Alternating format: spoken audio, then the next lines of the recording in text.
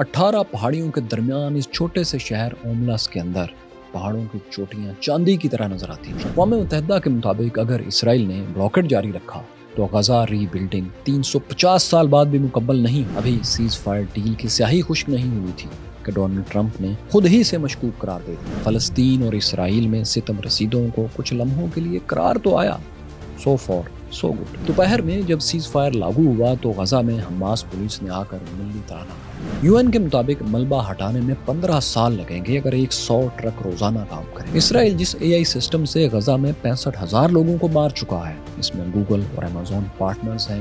ये $1.25 अरब का nimbus project एक बेहद खुशहाल शहर था जिसमें कोई दारोगा, पुलिस, फौज, जनरल, हुक्मरान, चर्च, पादरी, मस्जिद, मुल्ला, टेंपल, रब्बी, मंदिर, पंडित कोई नहीं था। शहर के हसीन मैदानों में बच्चे बांसुरियां बजाते थे, खेलते थे मैदानों में, और वहां एक कांटा तक नहीं था।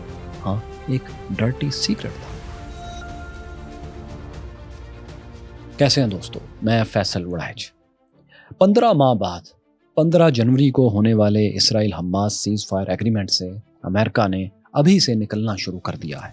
20 जनवरी को इनॉग्रेशन के फौरन बाद प्रेसिडेंट डोनाल्ड ट्रंप ने जो बहुत से काम किए, उनमें से 2 इसी मामले से मुतल्लिक थे। उनसे जब एक जर्नलिस्ट ने सवाल पूछा कि क्या वो समझते हैं कि मिडिल ईस्ट में peace deal, cease fire, hostage deal कामयाब हो जाएगी, मतलब एक के बाद दूसरे और फिर तयशुदा तीसरे मरहले तक ये जा पाएगी, इस पर उनका जवाब था कि उन्हें ऐसी उम्मीद नहीं है। अगर हम कोट एंड कोट उनकी बात करें तो जो उन्होंने कहा वो ये था कि ही इज़ नॉट कॉन्फिडेंट। इस जवाब को हम इसलिए डील से पीछे हटना कह रहे हैं कि जब इस अमन डील को करवाने वाला सबसे ताकतवर और असल पार्टनर ही अपनी जिम्मेदारी कॉन्फिडेंस से लेने पर तैयार नहीं, तो बाकी कमज़ोर छोटे पार्टनर्स क्या कर सकेंगे। बल्कि डोनाल्ड ट्रंप, जिन्होंने इस अमन डील का मुसलसल क्रेडिट लिया है, ऐन हल्फ बर्दारी के दिन इसको ओन करने से भी इनकार कर गए।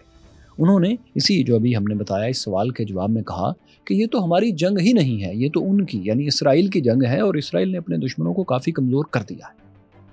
इस बात का मतलब ये बनता है कि डोनाल्ड ट्रंप सिर्फ अपनी प्रेसिडेंशियल सेरेमनी के लिए एक आर्जी सीज फायर, एक जंगबंदी चाहते थे ताकि उस दिन कोई और बड़ी खबर उनकी इनॉग्रेशन से ज़्यादा बड़ी ना हो। यानी इस तकरीब के बाद सीज फायर एग्रीमेंट किसी मंतकी नतीजे पर पहुंचता है या नहीं, इसे वो अपनी जिम्मेदारी फ़िलहाल नहीं समझ रहे, इससे फरार इख्तियार कर चुके हैं। हालांकि इसी सीज फायर डील ही की वजह से 15 माह बाद कितने ही फ़लस्तीनियों और कितने ही इसराइलियों के चेहरों पर खुशी साफ नज़र आ रही थी। गजा में लाखों लोग जो कम से कम 7 मरतबा एक से दूसरी जगह बरसते बारूद में मुंतकिल हुए थे और बच भी गए थे, वो भी वापस अपने घरों को जाने लगे थे। इस हकीकत के बावजूद कि वहाँ बचा ही क्या था। आपके जहन में रहे कि पूरे गजा के सारे इस पट्टी के डिस्प्लेस्ड लोग, बेघर लोग अपने घरों को भी नहीं जा पा रहे, क्योंकि इसी एग्रीमेंट की शराइत के मुताबिक सेंट्रल गजा में सो कॉल्ड नतजारम कॉरिडोर है और उस पर भी इसराइली ऑक्युपाइड फोर्सेस मौजूद हैं, सो नॉर्थ में नहीं जा सकेंगे। डील के मुताबिक फ़लस्तीनी अभी इसे क्रॉस करके नॉर्थ गजा में नहीं जा सकते, इसके लिए उन्हें कुछ दिन और इंतज़ार करना पड़ेगा, वो भी उस सूरत में अगर अमेरिका इस डील के साथ खड़ा रहा। लेकिन आप ये खबर जान ही चुके हैं कि डोनाल्ड ट्रंप कॉन्फिडेंट नहीं है। वैसे भी उनकी साइंस में उनका इत्तेहादी यानी इसराइली फोर्सेस तो जीत रही हैं। तबाही तो गजा में हुई है, इसराइली या अमेरिकन एलाइज की सरजमीन पर तो नहीं। अक़वाम मुत्तहिदा की रिपोर्ट के मुताबिक 19 लाख फ़लस्तीनी, 1.9 मिलियन फ़लस्तीनी अपने जिन घरों की तरफ लौट रहे हैं, उनमें से 69% घर कम्प्लीटली या पार्शली तबाह हो चुके हैं। कुल 2,45,000 बिल्डिंग्स को इसराइल ने अमेरिकन बंकर बस्टर बमों से और बलडोजर से गिरा दिया है। यूएन एस्टिमेशन के मुताबिक अगर 100 ट्रक्स रोज़ाना ये मलबा उठाएं तो 15 साल सिर्फ इस मलबे को ठिकाने लगाने में लग जाएंगे। फिर अगर इसराइल ने गजा एग्रीमेंट में ताउन ना किया, तीनों फेजेस तयशुदा तरीक़ाकार से मुकम्मल ना हुए, गजा का ब्लॉकेट भी जारी रहा, तो 3.5 सदियाँ भी गजा की रीबिल्डिंग के लिए नाकाफ़ी होंगी। लेकिन इस सब के बावजूद घर तो फिर घर है। आप देख सकते हैं कि कैसे इसकी तरफ लौटते हुए फ़लस्तीनी बेचैन और बेकाबू हुए जा रहे हैं। वेस्ट बैंक में भी इसराइली जेलों से रहा होने वाले बच्चे और ख़वातीन अपने घरों को लौटे हैं और उनके चेहरों पर भी खुशी है। इसी तरह 3 इसराइली यरगमाली ख़वातीन की रिहाई भी एक काबिल दीद मंजर था, क्योंकि तकरीबन 470 दिन के बाद ये बेचारी ख़वातीन अपने घरों को लौट रही थीं। لیکن دوستو اس سیز فائر کے افیکٹو ہوتے ہی یعنی 19 جنوری کی دوپہر جب حماس نے تینوں خواتین کو ریڈ کراس کے حوالے کیا تو یہاں ایک بات نوٹ کرنے والی تھی، وہ یہ کہ حماس فائٹرز اپنے رینجر گرین اولیو یونیفارمز میں درجنوں کی تعداد میں بلکہ سینکڑوں میں چاروں طرف موجود تھے۔ ان کے ہاتھوں میں مشین گنز تھیں اور یہ لوڈڈ تھیں۔ یہ مناظر حماس کا واضح پاور شو تھا اور یقیناً اسی لیے تھا کہ وہ اسرائیل کو، دنیا کو اور اپنے مخالفین کو بتا سکیں کہ غزہ کا مستقبل ان کے بغیر نامکمل ہے۔ وہ بتا رہے تھے کہ 15 ماہ کی مسلسل بمباری بھی ان کا آرگنائزیشنل سٹرکچر نہیں توڑ سکی، نہ ہی یہ حملے ان کے military command and structure system کو تباہ کر سکے۔ اسرائیل نے تمام ٹنلز کو تباہ کرنے کا دعویٰ کیا تھا اور کہا تھا کہ انہوں نے تنظیم کی طاقت ہی ختم کر دی ہے۔ لیکن اگر واقعی ایسا ہو چکا ہوتا تو القسام برگیڈ کی اولیو یونیفارمز میں یہ سینکڑوں فائٹرز پھر کہاں سے آ سکتے تھے؟ اور پھر اسرائیلی قیدیوں کو اس کامیابی سے ہیلتھی اور خوشحال رکھنا اتنی دیر تک کیسے ممکن ہو سکتا تھا اگر تنظیم کا سٹرکچر ہی ختم ہو چکا ہوتا؟ لگتا ہے کہ انٹونی بلنکن امریکی وزیر خارجہ کی یہ بات درست تھی کہ حماس نے اپنے فائٹرز کا نقصان نئی بھرتیوں سے پورا کر لیا۔ اگر یہ بات درست بھی ہو تو بھی اسرائیلی ہوسٹیجز کو ریلیز کرنے والی ویڈیو میں جو حماس فائٹرز ہمیں دکھائی دے رہے تھے وہ نئے تو نہیں لگتے تھے، نئی بھرتیاں محسوس نہیں ہوتی تھیں۔ ان کی ویپنز ہینڈلنگ، موومنٹس اور باڈی لینگویج بتا رہی تھی کہ وہ ایکسپیرینسڈ فائٹرز ہیں، نئے نہیں ہیں۔ مطلب کہ اسرائیل حماس کی فائٹنگ فورس کے بڑے حصے کو ختم کرنے کا جو دعویٰ کرتا رہا ہے وہ سراسر بودا ہے، غلط ہے۔ جو بائیڈن کی امریکن سابق پریزیڈنٹ کی بیکنگ سے IUF نے زیادہ تر عام لوگوں اور خواتین ہی کو نشانہ بنایا ہے، حماس والوں کو بہت کم نشانہ بنایا ہے۔ پھر اس سے بڑھ کر ثبوت اور کیا ہوگا کہ Gaza ceasefire hostage deal آخر کار حماس کے ساتھ ہی تو کرنا پڑی ہے۔ ظاہر ہے ایک تنظیم اپنے پورے سٹرکچر کے ساتھ کھڑی ہے تو اس کے ساتھ ڈیل ہو رہی ہے نا، ورنہ تو یہ ممکن ہی نہیں تھا کہ قطر میں موجود لیڈرشپ اور غزہ میں موجود فائٹرز ایک منظم انداز میں شرائط پر بات چیت کر سکیں اور پھر بات چیت میں جو بھی فیصلہ قطر میں ہو اس پر یہاں ان کی تنظیم منون عمل بھی کروا سکے۔ تو کیوریس فیلوز اس ایک نقطے کے بعد اس ویڈیو میں ایک اور پوائنٹ بھی ہے جو نوٹ کرنے والا ہے، وہ یہ کہ تینوں اسرائیلی خواتین جنہیں رہا کیا گیا، جن کی تصاویر اسرائیلی اخبارات میں بھی شائع ہوئیں، وہ نہ صرف خوش بلکہ صحت مند دکھائی دے رہی تھیں۔ مطلب کہ انہیں جہاں کہیں بھی رکھا گیا تھا وہاں انہیں خوراک اور دیگر ضروری اشیاء میسر تھیں۔ جس کا ایک اور مطلب بھی ہے، وہ یہ کہ اگر اسرائیل 7 ماہ پہلے پریزیڈنٹ جو بائیڈن کی طرف سے پیش کیے جانے والی یہی شرائط مان لیتا جو اب مان لی ہیں تو نہ صرف دسیوں ہزاروں فلسطینی بچوں اور بڑوں کی جانیں بچ جاتی، بلکہ اسرائیلی ہوسٹیجز میں سے بھی جو 30 کے قریب اس دوران مارے گئے ہیں ان کی جانیں بھی بچ سکتی تھیں، کیونکہ یہ تمام اسرائیلی ہوسٹیجز بمباری سے، بیماری سے، ڈائریکٹ یا انڈائریکٹ حملوں میں ہی مارے گئے ہیں۔ ڈائریکٹ تو ظاہر ہے اسرائیلی فائرنگ اور بمباری کے باعث مارے گئے، لیکن انڈائریکٹ اس طرح کہ اسرائیلی فوج کا ایک کامیاب ایکشن زندہ اسرائیلی ہوسٹیجز کے لیے دراصل موت بن گیا تھا۔ وہ ایسے کہ جون 2024 میں جب اسرائیلی فورسز نے النصیرات کیمپ میں 4 اسرائیلیوں کو رہا کروانے کے لیے آپریشن کیا تو ساتھ میں 274 فلسطینیوں کو ناحق قتل کر دیا۔ ان میں 64 بچے تھے۔ اس دوران اسرائیلی فورسز نے 2000 کے قریب فلسطینیوں کو گولیاں مار کر زخمی بھی کر دیا۔ مطلب جو بھی اس دوران ان کے دائیں بائیں موجود تھا یہ اسے مارتے چلے گئے۔ پھر آکوپائیڈ فورسز نے ایک وار کرائم یہ بھی کیا کہ اس آپریشن کے لیے ہیومینیٹیرین ایڈ کے ٹرکس کو استعمال کیا۔ اسی میں امدادی ٹیم کا روپ دھار کر نصیرات کیمپ میں اسرائیلی کمانڈوز داخل ہوئے۔ پھر واپسی کے لیے بھی انہوں نے امدادی سامان لانے والے بیکار پیئر کو ہی استعمال کیا جو کہ جو بائیڈن نے فلسطینیوں کو خوراک پہنچانے کے لیے بنوایا تھا، مگر کچھ دیر بعد بغیر خوراک پہنچائے ڈسمینٹل کر دیا۔ اس آپریشن سے گاڑیوں میں واپس جاتی اسرائیلی فورسز نے گھروں کے اندر جا کر اتنے نہتے بچوں کو پوائنٹ بلینک رینج سے قتل کیا کہ نیو یارک ٹائمز تک کو ایک ڈیٹیلڈ رپورٹ پبلک کرنی پڑی۔ اس رپورٹ میں نقشوں کے ساتھ بچوں کی تصاویر اور گھروں کو بھی دکھایا گیا تھا جہاں انہیں بے دردی سے سروں میں گولیاں مار کر قتل کیا گیا تھا۔ اب واقعہ یہ تھا کہ اسرائیلی آکوپائیڈ فورسز جن 4 یرغمالیوں کو رہا کروانے آئی تھی انہیں حماس نے فلسطینی فیملیز کے درمیان رکھا ہوا تھا ان دنوں، غالباً اس لیے کہ ایک تو انہیں چھپانا آسان تھا، وہاں کسی کا شک کم جاتا تھا، دوسری وجہ یہ کہ انہیں خوراک اور دیگر ضروریات زندگی بھی وہاں پہنچانا آسان تھی۔ انہیں ٹنلز میں نہیں رکھا گیا تھا ان چاروں کو۔ مگر جب اسرائیلی فورسز نے ان ہوسٹیجز کی رہائی کے آپریشن میں ان تمام خاندانوں کو اور ارد گرد کے گھروں میں موجود تمام لوگوں کو مار دیا جو وہاں موجود تھے تو حماس نے اسرائیلی ہوسٹیجز کو رکھنے کی پالیسی بدل لی۔ حماس نے اب اسرائیلی قیدیوں کو اپنے فائٹرز کے درمیان رکھنا شروع کر دیا کہ اگر اب کی بار اسرائیلی آکوپائڈ فورسز ریسکیو آپریشن کرنے آئیں تو مقابلہ ہو اور ان کے اپنے لوگ بھی رسک پر رہیں۔ یہی وجہ ہے کہ پھر اگست 2024 میں جب آکوپائڈ فورسز نے 6 ہوسٹیجز کو رفح سے ریسکیو کرنے کے لیے ایسا ہی ایک اور آپریشن دوبارہ کرنے کی کوشش کی تو 6 کے 6 ہوسٹیجز مارے گئے۔ امریکہ اور اسرائیل نے ان کو مارنے کا الزام حماس پر لگایا۔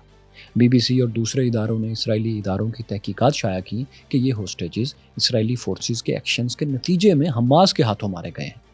حماس نے تردید کی اور کہا کہ یہ ہوسٹیجز اسرائیلی فورسز کی بمباری سے کافی پہلے مارے گئے تھے اور ابھی IOF کو صرف ان کی باقیات ملی ہیں، ہم نے انہیں ابھی نہیں مارا۔ دونوں میں سے کوئی بھی بات درست ہو، لیکن ان ڈائریکٹ مارے جانے والے ہوسٹیجز کی اور دسیوں ہزاروں فلسطینیوں کی بھی جانیں بچ سکتی تھیں اگر امریکہ اسرائیل پر دباؤ ڈالتا اور نیتن یاہو مئی 2024 میں یہی ڈیل قبول کر لیتے جو کہ اب انہوں نے کر لی ہے۔ اس ڈیل کو قبول کرنے کے لیے بظاہر نیتن یاہو کو ایک سیاسی قیمت دینا پڑ رہی ہے، کیونکہ اسے قبول کرتے ہی ان کے رائٹ ونگ کے 6 اتحادیوں نے 6 ممبرز نے، جن میں نیشنل سیکورٹی منسٹر بن گویر بھی شامل تھے، انہوں نے ریزائن کر دیا ہے۔ ان 6 استعفوں کے بعد اب نیتن یاہو کے الائنس کی سیٹس صرف 62 رہ گئی ہیں۔ اسرائیلی پارلیمنٹ میں 61 سیٹس کے ساتھ میجورٹی پارٹی پرائم منسٹر بناتی ہے، تو اس طرح اب ان کے پاس صرف ایک اضافی سیٹ کے ساتھ بہت کمزور حکومت رہ گئی ہے، کیونکہ جو کل 62 سیٹس ان کے پاس بھی ہیں یہ ان کے اتحادیوں کو ملا کر ہے۔ نارمل سچویشن میں 27 اکتوبر 2026 میں 2026 میں یعنی 1 سال 9 ماہ بعد اسرائیل میں الیکشن ہونا ہے۔ نیتن یاہو ان اگلے 21 ماہ تک اپنی حکومت بچانے کے لیے بھی یہ جنگ ہر صورت جاری رکھنا چاہیں گے۔ اس مقصد کے لیے بھی وہ اس پیس ڈیل کو باہر طور ڈی ریل کریں گے تاکہ ان کے ایکسٹریمسٹ رائٹ ونگ جو ممبرز ہیں یہ واپس آ جائیں اور حکومت کو مضبوط کریں۔ دراصل in right wing extremist members نے اور منسٹرز نے بھی نیتن یاہو پر ایک بہت بڑا چیک رکھا ہوا ہے، جو کہ 7 اکتوبر کی انکوائری ہولڈ کرنے کی شکل میں ہے۔ یعنی 7 اکتوبر 2023 کو اسرائیل کو تحفظ نہ دے سکنے کی وجہ سے ان کے خلاف الگ سے جو ایک انکوائری شروع ہونا تھی وہ ان کے اتحادیوں نے فی الحال انہی کی مدد سے ہولڈ ہے۔ انہیں اس لیے اسرائیل میں اس حملے کا ذمہ دار قرار دیا جاتا ہے کہ وہ پچھلے 15 سال میں سے 14 سال تو وزیر اعظم رہے ہیں، جن میں 11 سال مسلسل رہے ہیں۔ اس دوران حماس کو سپورٹ کرنے کے علاوہ انہوں نے ہر ممکن کوشش کی کہ وہ اسرائیلی پولیس اور انٹیلیجنس کے اداروں کو سیاسی مقاصد کے لیے ججز اور سیاسی مخالفین کے خلاف زیادہ سے زیادہ استعمال کر سکیں۔ انہی سالوں میں انہیں حماس کے ممکنہ حملوں کی خبریں بھی دی جاتی رہیں، لیکن انہوں نے توجہ نہیں دی۔ اس قسم کی انکوائری سے بچنے کے لیے انہوں نے حال ہی میں اسرائیلی آرمی چیف اور صدرن کمانڈ کو بھی استعفیٰ دینے پر مجبور کیا ہے۔ ان استعفوں کے بارے میں اسرائیلی اور عالمی میڈیا میں اور ہمارے میڈیا میں بھی خبریں یہ چھپ رہی ہیں کہ جنرل ہرزی حلوی نے 7 اکتوبر کی ناکامی کا اعتراف کرتے ہوئے یہ استعفیٰ دیا ہے، لیکن ظاہر ہے اصل وجہ یہ نہیں ہے۔ انہیں اس استعفے پر مجبور کیا گیا ہے اور اس کے پیچھے نیتن یاہو کے 2 بڑے مقاصد ہیں۔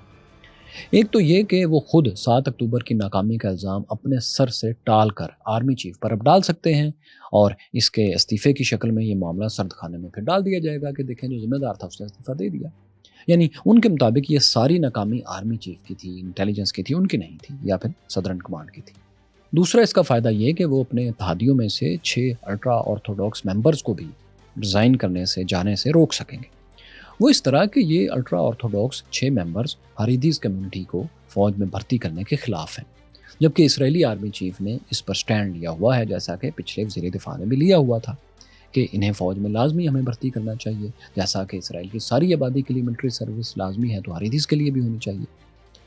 بائی دا وے یہ وہی حریدیز کمیونٹی ہے جس کی کہانی ہم آپ کو اس ویلاگ میں سنا چکے ہیں اور دکھا چکے ہیں کہ کیسے یہ لوگ اسرائیل کے قیام ہی کے خلاف ہیں۔ اس کے باوجود اسرائیل کو ان کے نخرے اٹھانا پڑتے ہیں، انہیں اپنے ساتھ رکھنا پڑتا ہے۔ یہ مکمل کہانی اور اس کا بیک گراؤنڈ آپ اس آئی بٹن پر کلک کر کے اس ویڈیو کے بعد دیکھ سکتے ہیں۔ تو خیر دوستو، یہ 2 وجوہات ہیں اور یہ حقیقت ہے اس استعفے کی۔ اس میں ہیومن کانشیس انسانی ضمیر کا دور دور تک کوئی تعلق نہیں۔ ویسے بھی جس طرح کی live high tech AI powered genocide 15 ماہ میں اسرائیل نے امریکن بیکنگ سے کی ہے، اس کی مثال تو دنیا کی تاریخ میں نہیں ملتی۔ ہسٹری میں بڑے سے بڑا جرم ہو چکا ہے، لیکن چھپ کر 30s اور 40s میں غریب یہودیوں کے ساتھ جو بدترین سلوک نازیوں نے کیا وہ چھپ کر 2nd ورلڈ وار کے پردے میں کیا تھا۔ دنیا کو تو یہ سب تب پتہ چلا جب جنگ ختم ہو چکی تھی، ہٹلر خودکشی کر چکے تھے، جبکہ غزہ میں یہی سب لائیو ہو رہا ہے۔ جرمنی، اسرائیل، امریکہ اور برطانیہ سب اس میں مددگار کا کردار ادا کر رہے ہیں۔ پھر یہ اکیلے ہی ساتھ نہیں ہیں، بلکہ ان میں بلینئر ٹیک کمپنیز گوگل اور امیزون خاص طور پر شامل ہیں۔ ان کے کردار پر واشنگٹن پوسٹ میں ابھی ایک تفصیلی ایکسکلوسیو آرٹیکل بھی چھپا ہے۔ واشنگٹن پوسٹ کے مطابق انہوں نے گوگل کے انٹرنل ڈاکومنٹس حاصل کیے ہیں، جن سے پتہ چلتا ہے کہ گوگل براہ راست اسرائیلی ڈیفنس منسٹری اور اسرائیلی آکوپائڈ فورسز سے تعاون کر رہا تھا۔ حالانکہ پبلکلی گوگل یہ کہہ رہا تھا کہ اس کا اسرائیل کے نیشنل سیکیورٹی آپریٹر سے کوئی تعلق نہیں ہے۔ یہ سچ سب سے پہلے گوگل کے ملازمین کو پتہ چل گیا تھا اور ان میں سے کچھ نے احتجاج بھی شروع کر دیا تھا۔ گوگل نے اپنے ہی ہیومن رائٹس ڈپارٹمنٹ کی بات جو کہ وہ کر رہے تھے اس کو سننے سے انکار کر دیا، بلکہ توجہ دلانے والے 50 امپلائیز کو نوکریوں سے نکال دیا۔ وہ امپلائیز جو گوگل پالیسی کو گوگل ہی کے ہیومن رائٹس ڈپارٹمنٹ کے ساتھ مل کر انسانی حقوق کی خلاف ورزی کہہ رہے تھے۔ واشنگٹن پوسٹ کی اس ایکسکلوسیو رپورٹ کے مطابق گوگل کو اسرائیل کی طرف سے وارن بھی کیا گیا کہ اگر گوگل نے جلدی سہولت فراہم نہ کی اے آئی کی کلاؤڈ کمپیوٹنگ کی تو اسرائیل امیزون سے پھر ایکسیس لے لے گا۔ اس کے بعد ڈاکومنٹس کے مطابق گوگل نے نہ صرف اپنے کلاؤڈ سسٹم کی سپورٹ دی بلکہ 2024 میں اس میں اضافہ بھی کیا، اور اضافے کا عین وہی وقت تھا یعنی نومبر 2024 کا جب غزہ کا 70% حصہ ملیا میٹ ہو چکا تھا۔ یعنی اتنی تباہی پھیلانے کے بعد مزید اس کو تعاون کیا گیا، اس تعاون میں اضافہ کیا گیا۔ اسرائیلی سائبر ڈائریکٹوریٹ چیف نے واشنگٹن پوسٹ کو بتایا کہ گوگل سے کیے گئے نیمبس کانٹریکٹ نے غزہ جنگ میں بہت زیادہ کامیابیاں دی۔ بائی دا وے، ہم آپ کو سابق ویڈیوز میں دکھا چکے ہیں کہ اسرائیلی نیمبس سسٹم فلسطینیوں کے حق میں کی گئی سوشل میڈیا پوسٹ گوگل اور امیزون کی اے آئی ٹیکنالوجی کی مدد سے ڈیٹیکٹ کرتا ہے، انہیں تلاش کرتا ہے، ان کی لوکیشنز معلوم کرتا ہے، انہیں انالائز کرتا ہے اور انہی کی کلاؤڈ سروسز کو استعمال کر کے ان لوگوں کو ٹریک کرتا ہے، آٹو ریپلائز بھی جنریٹ کرتا ہے، پروپیگنڈا کیا جاتا ہے اور اپنے اوپر تنقید کرنے والوں کا ریکارڈ اور لوکیشنز اسی سسٹم کے ذریعے معلوم کی جاتی ہیں۔ اسی سسٹم کی مدد سے اسرائیلی آکوپائڈ فورسز غزہ میں ٹارگٹ سیٹ کرتی ہیں اور بمباری کرتی ہیں، جسے وہ اپنا انتہائی ماڈرن سسٹم کہتے ہیں۔ وہ یہی گوگل اور امیزون کی کلاؤڈ کمپیوٹنگ اور اے آئی سروسز کی مدد سے چلایا جا رہا ہے۔ اسرائیل مسلسل فلسطینیوں کے سرولنس کے لیے جو ڈرونز اور آٹومیٹک مشین گنز استعمال کرتا ہے جو بچوں کے ماتھوں پر گولیاں مارتی ہیں، ان کے پیچھے بھی یہی سسٹم کام کر رہا ہوتا ہے۔ یہ سسٹمز کسی بھی ٹارگیٹڈ رینج میں کسی بھی زندہ انسان کو دیکھ کر خود ہی ٹارگٹ سیٹ کرتے ہیں، لاک کرتے ہیں اور فائر کر دیتے ہیں۔ یہ سارا سسٹم پچھلے کچھ برس میں اسرائیل نے واشنگٹن پوسٹ اور دوسرے اخبارات کے مطابق گوگل اور امیزون کی مدد سے ڈیولپ کیا ہے۔ اس کی 4 سال پہلے کاسٹ $1.2 بلین تھی، 1 ارب 20 کروڑ ڈالرز۔ واشنگٹن پوسٹ کے مطابق اب یہ ملٹی بلین ڈالر پروجیکٹ بن چکا ہے، جس کو ظاہر ہے اسرائیل ایکسپورٹ بھی کرے۔ دوستو، یہی وہ سسٹم تھا اور اربوں ڈالرز کے منافع تھے جن پر بہت سے گوگل ملازمین کے ضمیر بے چین ہوئے اور انہوں نے احتجاج کیا۔ ان سب کو نوکریوں سے نکال دیا گیا تھا۔ ان لوگوں نے یہ جانتے ہوئے احتجاج کیا تھا کہ ہو سکتا ہے اس کے بعد انہیں نہ صرف یہ کہ نکال ہی دیا جائے، ان کا فیوچر تباہ ہو جائے، بلکہ انہیں کہیں اور بھی جاب نہیں ملے گی۔ اس احتجاج کے بعد انہیں یہ علم تھا کہ وہ مشکل راستہ منتخب کر رہے ہیں، مگر انہوں نے یہ راستہ منتخب کیا، بالکل ارسلہ علی گین کی کہانی کی طرح، جس میں ایک بے حد کامیاب اور خوشباش شہر کا ڈرٹی سیکرٹ کچھ لوگوں کو معلوم ہو گیا اور انہیں کھا گیا۔ امریکن رائٹر ارسلہ نے 1973 میں یہ کہانی لکھی۔ کہانی انہوں نے لکھی سمندر کنارے ایک خوبصورت شہر اوملس کی۔ اوملس ایسا شہر تھا جس میں میلہ سا لگا رہتا تھا، بندرگاہ میں رنگین کشتیاں جھول رہی تھیں، پیچھے گھنے جنگل جیسے باغات میں گھر بنے ہوئے تھے، ان گھروں کے اندر سبز بیلوں سے سجی ہوئی کھلی کشادہ گلیاں تھیں اور بے فکر لوگ ان میں چلتے پھرتے تھے۔ شہر میں کھلے میدان تھے جن میں ایک کانٹا بھی نہیں تھا۔ بچے ننگے پاؤں ان باغات میں، ان میدانوں میں کھیلتے تھے، بانسریاں بجاتے تھے۔ شہر میں کوئی بادشاہ نہیں تھا، کوئی غلام نہیں تھا، جانوروں تک کو قید نہیں کیا جاتا تھا۔ گھوڑے تھے لیکن ان کو کسی نے لگام تک نہیں ڈالی تھی، ان کے سر اور گردن پر ایک خوبصورت کپڑا لپٹا ہوا تھا جیسے وہ اپنی خوشی سے میلے میں شریک ہونے آئے ہوں۔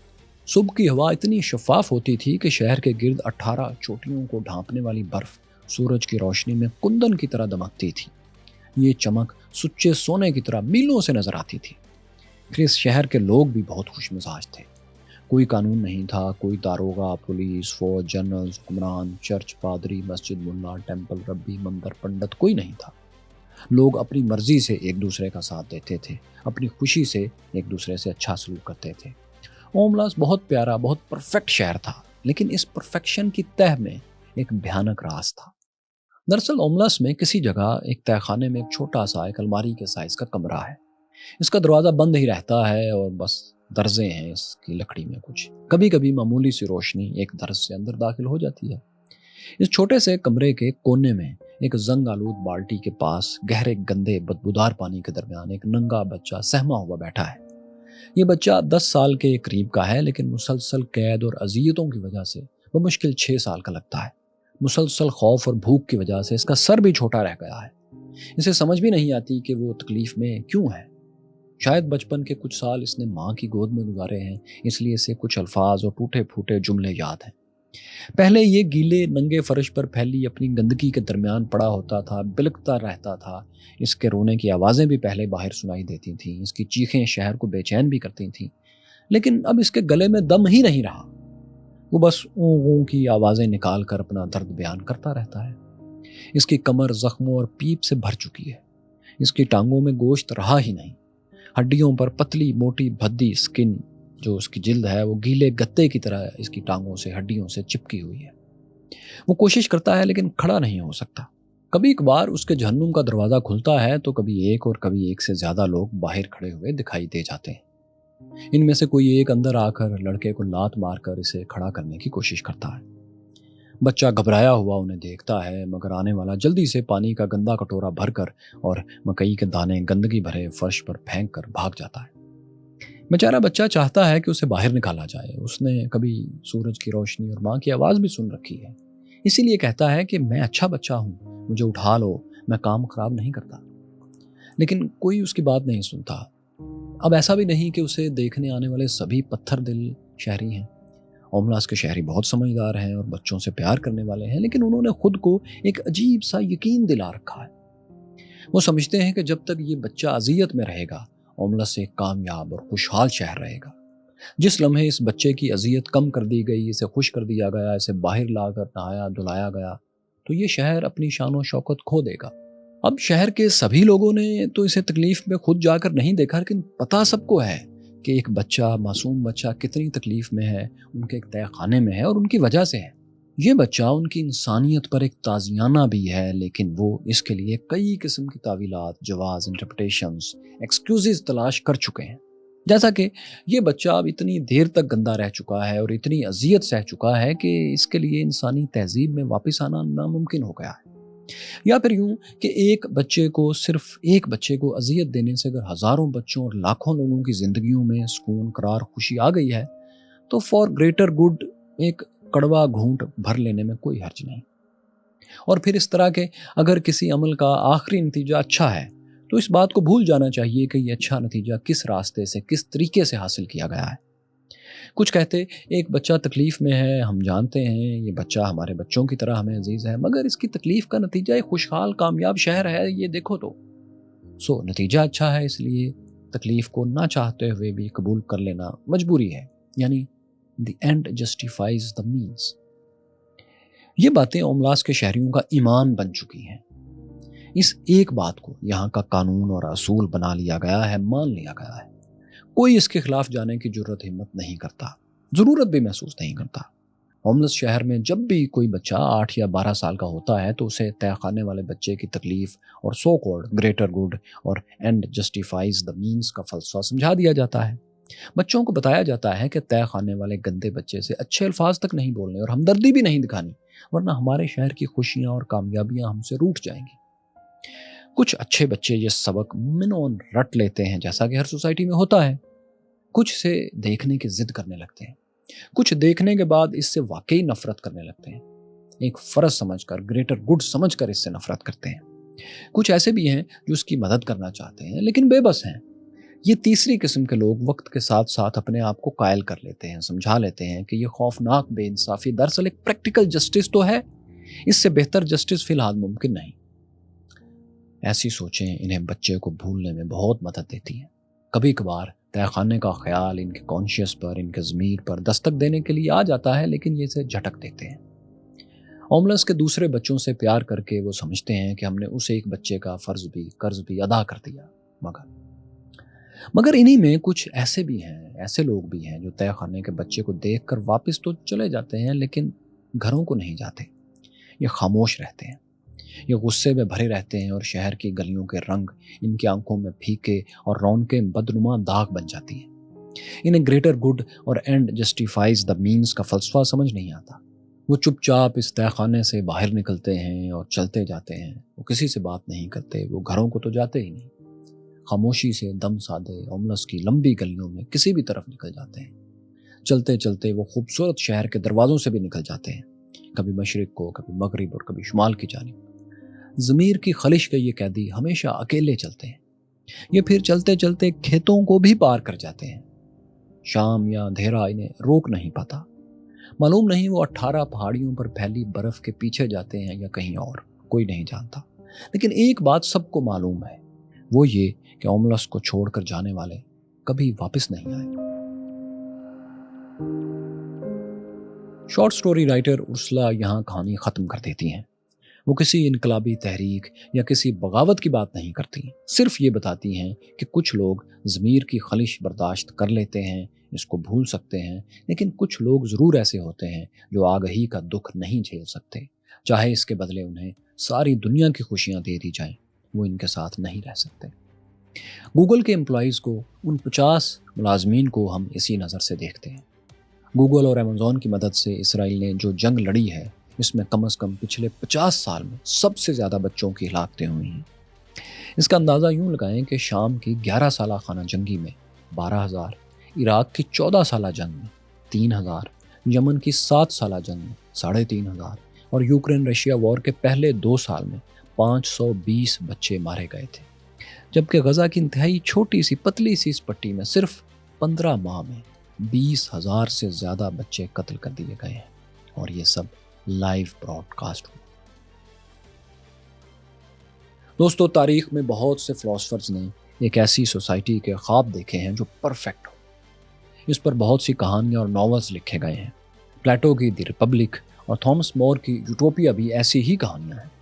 اگر آپ کے پاس ان طویل کتابوں کو پڑھنے کا آج کل وقت نہیں ہے تو ہم نے ان دونوں کتابوں کی شاندار ڈاکومنٹریز بنائی ہیں۔